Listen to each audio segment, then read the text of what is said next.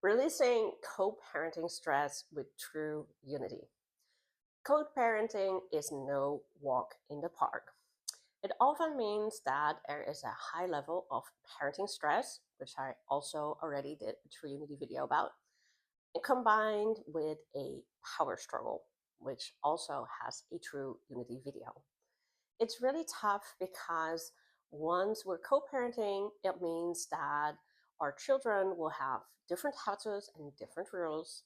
Many times we are still emotional because of the divorce or separation, and a lot of extra trouble finds its way into our lives.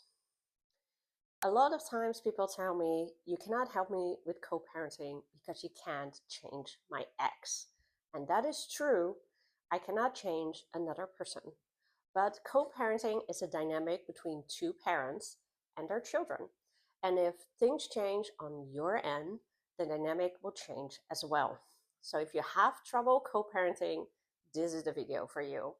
If you haven't done any of the True Unity videos before, you can check out True Unity Explain or simply follow along with the steps. So the first thing to do is to understand that when we're co-parenting, we give up a lot. It means that we do not have our children full time anymore. And for many parents, that is a road of grief. And it is really tough that we can't control what our children are doing when we are not the parent in their lives. Of course, we want them to still be able to call us, we want them to still be able to contact us, but depending on the age, that is not as simple as we would like. So the first thing to do is to accept that we're co-parenting.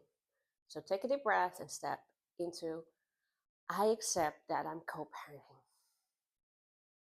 And for a lot of parents, this gives a lot of heartbreak, a lot of pain in that area. It might give a lot of pain and heaviness in the shoulders because we stay a parent 100% of the time, but we are not always the responsible one in the room. When we're not co-parenting, we find that out when our kids go to daycare or when they're at their grandparents or when they go to school.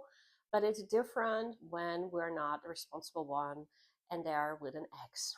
So just breathe in and out and wait until you feel at peace with the fact that this is what it is. No person actually commits to children thinking, hey, I'm going to go and get divorced and don't have my kids 100% of the time. Many people believe that they are going to raise their children in households that are connected, happy, and healthy. And sadly, that cannot always be the case. So we have to accept that sometimes co-parenting is better for everybody involved. And luckily, research also shows that having two parents separate and having two different healthy households is better than a household filled with strife. Once we accepted co-parenting, the next step is to accept that somebody else will have a big influence on our children. And we cannot do anything about that. We can't control that, and we shouldn't. So take a deep breath and say, I allow the influence of the other parent. I allow the influence of the other parent. Maybe that makes you really angry because the other parent is neglectful or the other person is trying to alienate your children. But whether you like it or not, they'll have influence. And if we accept that, there is a lot of peace available to us, and we can see how we can change or improve upon that influence instead of trying to control the ex into doing more for their children or in doing different things. Just breathe in and out and just accept the influence. And this also helps with not bad-mouthing the other parent and allowing your children to love the ex. And last but not least, if you want to get rid of the parenting trouble that you're in, allow your children to love their parent. I allow my children to love their parents.